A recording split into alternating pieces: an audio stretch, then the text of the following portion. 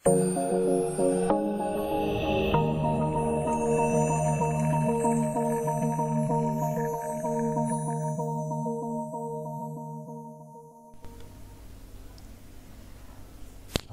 warahmatullahi wabarakatuh.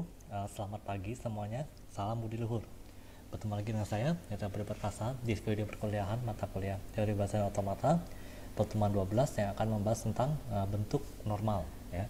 Jadi kalau kemarin kita sedang belajar tentang cara menyederhanakan aturan produksi konteks free grammar, ya.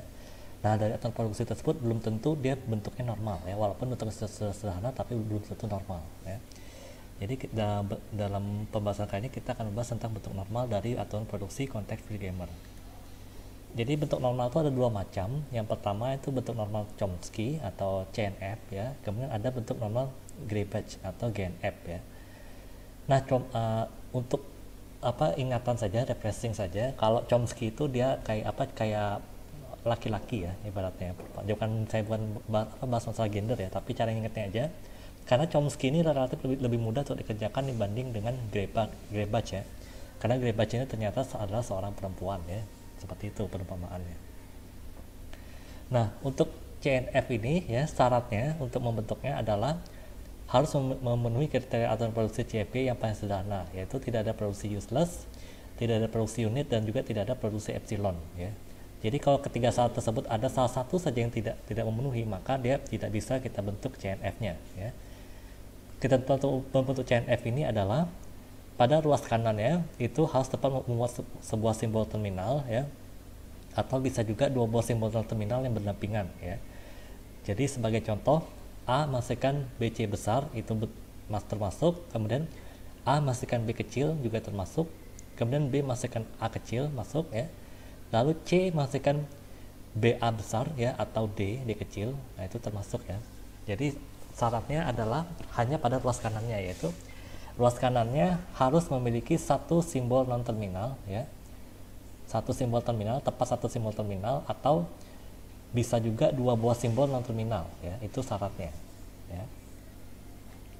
Nah, untuk membentuk CNF caranya adalah pisahkan produksi yang sudah memenuhi CNF dan juga produksi yang belum memenuhi CNF, ya. Kemudian lakukanlah penggantian produksi yang tidak memenuhi CNF secara berulang-ulang sampai semua produksi tersebut memenuhi CNF, ya. Nah, pada penggantian, ya, akan terdapat simbol non terminal dan produksi yang baru, ya.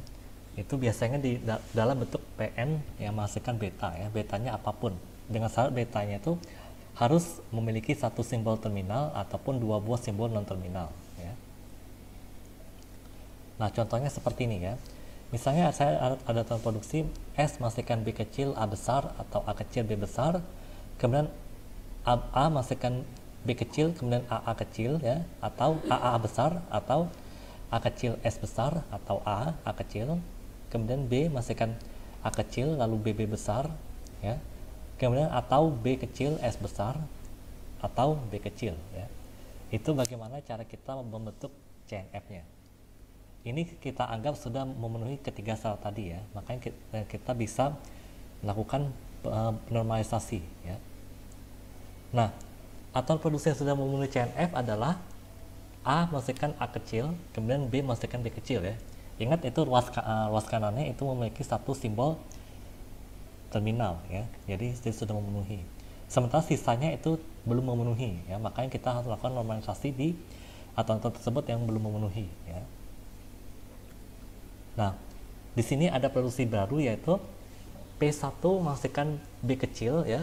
Kemudian P2 masukkan A kecil, kemudian P3 masukkan AA besar, kemudian P4 masukkan BB besar, ya.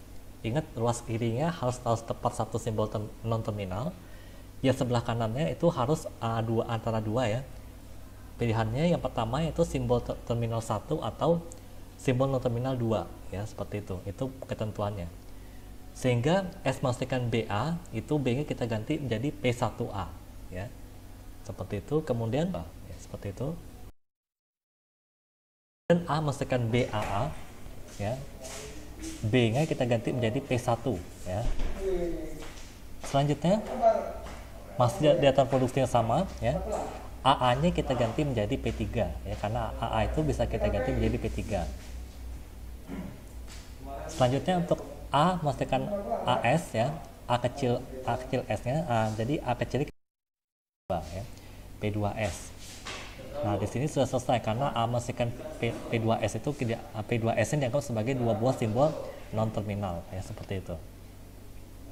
Kemudian B memastikan A kecil BB besar ya, maka A kecilnya kita ganti jadi P2 karena A kecil itu kita diwakili oleh P2. Kemudian BB-nya menjadi P4 ya, karena BB-nya itu adalah menghasilkan diwakili oleh P4 seperti itu.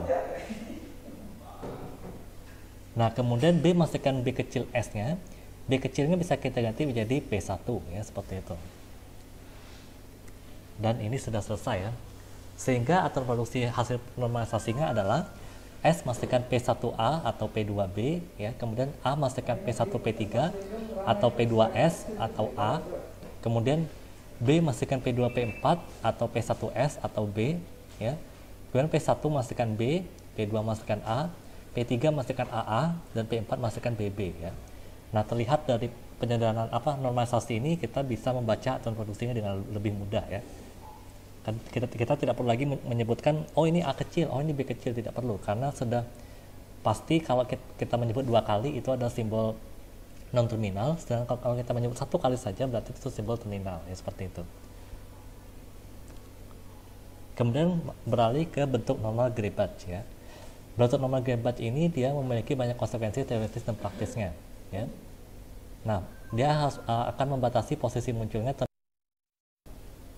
Syaratnya untuk membentuk GNF ini adalah dia sudah CNF ya, kemudian dia tidak rekursif kiri. Nah, untuk tidak rekursif kiri ini kita akan membahasnya di pertemuan selanjutnya ya, di pertemuan ke-13. Kemudian tidak memastikan epsilon, jelas ya, tidak ada epsilon lagi. Nah, ketentuannya adalah ruas kanan produksi itu diawali satu simbol terminal ya, awalnya satu simbol terminal dan dapat diikuti sederetan simbol non terminal ya. Jadi simbol non terminalnya opsional. Yang penting awalannya adalah satu simbol terminal, jadi semuanya huruf kecil ya. Dan selanjutnya bisa dengan simbol non terminal apapun ya, non terminal apapun berderet-deret ya, itu opsional ya. Contohnya adalah S memastikan A kecil ya, atau A kecil kemudian AB besar, boleh seperti itu ya, karena itu diikuti oleh simbol non terminal atau tidak sama sekali ya.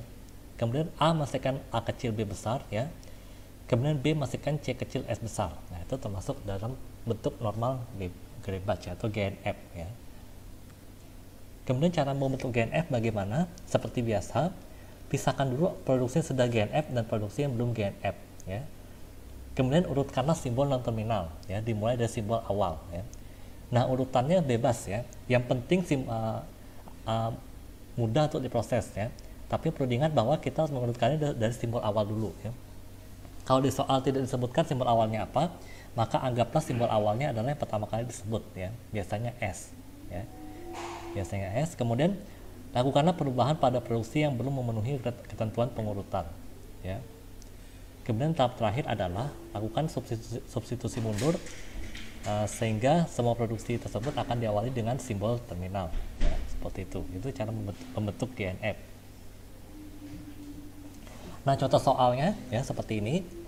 S memastikan CA besar ya, memastikan A atau D, kemudian B memastikan B, lalu C memastikan DD, dan D memastikan AB ya.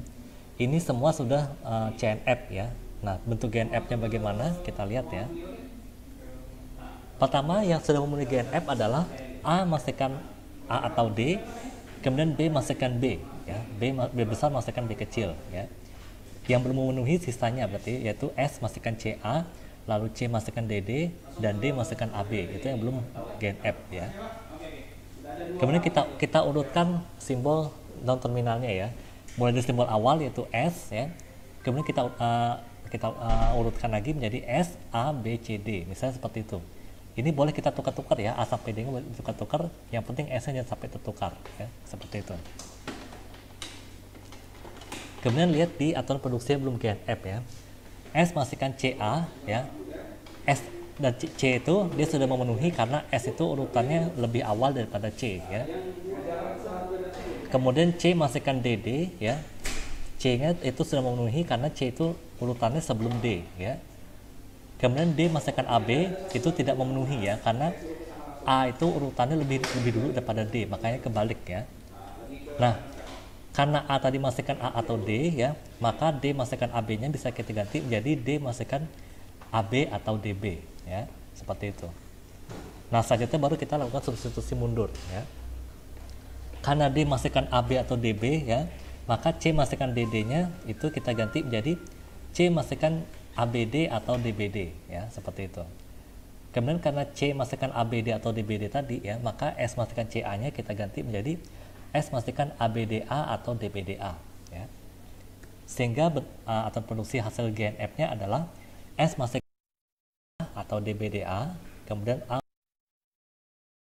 ya, B masukkan B kecil ya, C masukkan ABD atau DBD, kemudian D masukkan AB atau DB ya. Itulah bentuk dari GNF-nya.